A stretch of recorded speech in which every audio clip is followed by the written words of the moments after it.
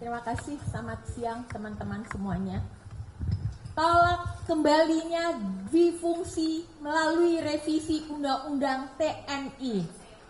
Pemerintah telah menyampaikan daftar inventarisasi masalah atau DIM revisi Undang-Undang TNI kepada DPR 11 Maret 2025. DIM itu bermasalah. Terdapat pasal-pasal yang akan mengembalikan militerisme atau dwifungsi TNI di Indonesia.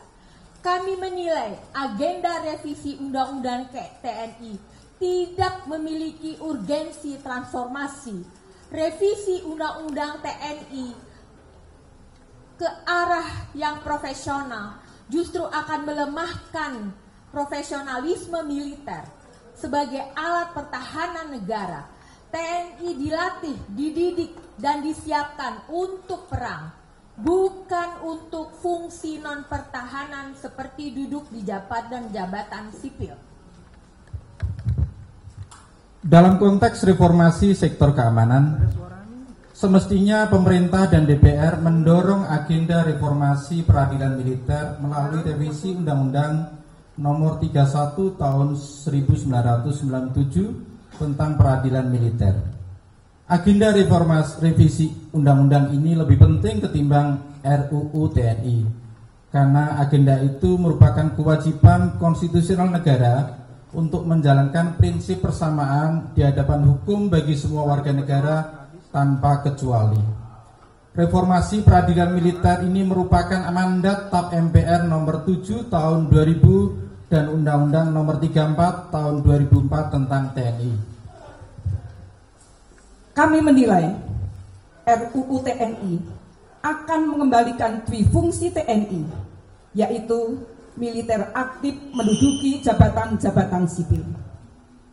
Perluasan penempatan TNI aktif itu tidak sesuai dengan prinsip profesionalisme TNI dan berisiko memunculkan masalah seperti eksklusi warga sipil dari jabatan sipil, menguatkan dominasi militer di ranah sipil, dan memicu terjadinya kebijakan maupun loyalitas ganda. Selain itu, merebut jabatan sipil dan memarginalkan ASN dan perempuan dalam akses posisi-posisi strategis. Perluasan jabatan sipil dalam RUU TNI itu diantaranya adalah dengan menempatkan militer aktif di Kejaksaan Agung hingga Kementerian Kelautan dan Perikanan.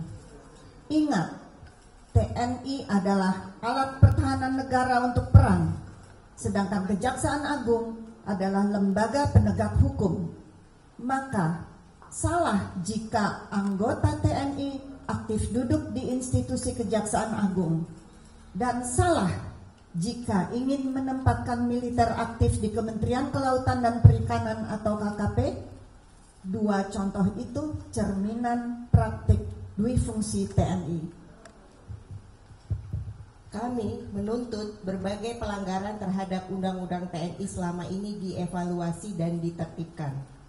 Kami mendesak agar anggota TNI aktif yang menduduki jabatan sipil di luar yang sudah diatur dalam pasal 47 ayat 2 Undang-Undang TNI agar segera mengundurkan diri atau pensiun dini. Selama ini banyak anggota TNI aktif yang duduk di jabatan sipil tanpa mengundurkan diri terlebih dahulu, diantaranya Letkol Teddy sebagai Sekretaris Kabinet dan Kepala Sekretariat Presiden Mayor Jenderal Aryo Windutomo dan lain-lain. Lebih dari itu, seluruh kerjasama TNI yang didasarkan pada beragam MOU yang memberi ruang militer masuk dalam ranah sipil dengan dalih operasi militer selain perang perlu ditinjau ulang karena tidak sejalan dengan Undang-Undang TNI. Pelibatan militer dalam operasi selain perang hanya bisa dilakukan atas dasar keputusan politik negara, bukan melalui MOU sebagaimana ditegaskan dalam pasal 7 ayat 3 Undang-Undang TNI. Tidak dibenarkan konstruksi politik hukum RUU TNI untuk menjustifikasi berbagai pelanggaran yang sudah ada. Kami memandang bahwa perluasan tugas militer untuk menangani narkotika adalah keliru dan bisa berbahaya bagi negara hukum. Penanganan masalah narkotika utamanya berada dalam koridor kesehatan. Penegakan hukum yang proporsional bukan perang. Pelibatan TNI dalam mengatasi narkotika akan melanggengkan penggunaan war model. Selama ini, model penegakan hukum saja seringkali bermasalah dan tidak proporsional dalam mengatasi narkotik. Apalagi jika menggunakan war model dengan melibatkan militer. Tentu hal ini akan menimbulkan terjadi kekerasan yang berlebihan secara serius. Apa yang terjadi di Filipina pada masa Rodrigo Duterte dalam war model untuk penanganan narkoba adalah contoh yang sangat buruk karena telah mengakibatkan terjadinya pelanggaran HAM berat.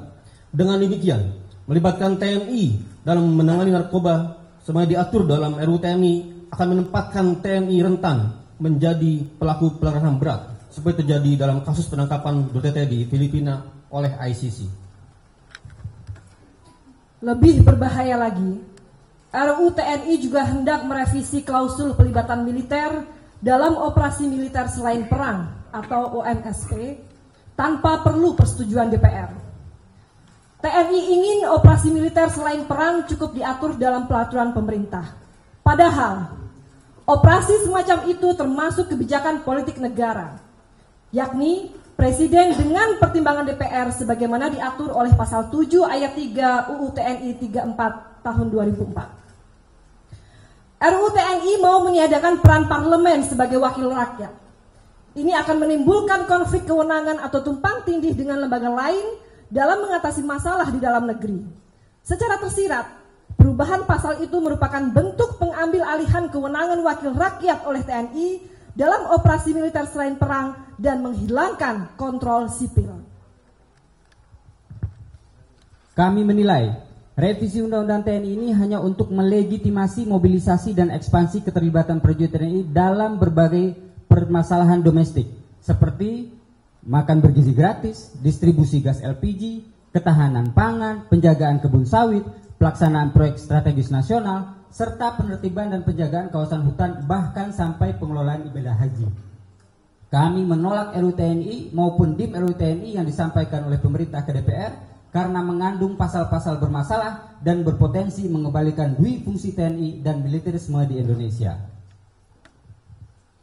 Kami justru mendesak pemerintah dan DPR untuk modernisasi alutsista, memastikan TNI adaptif terhadap ancaman eksternal, meningkatkan kesejahteraan prajurit TNI, dan memperhatikan keseimbangan gender dalam organisasi TNI yang mencakup peningkatan representasi perempuan dalam berbagai posisi strategis, penghapusan hambatan struktural dalam karir militer, serta jaminan lingkungan kerja yang aman dan bebas dari diskriminasi demi mewujudkan profesionalisme TNI kita sebagai alat pertahanan negara. Jakarta, 15 Maret 2025.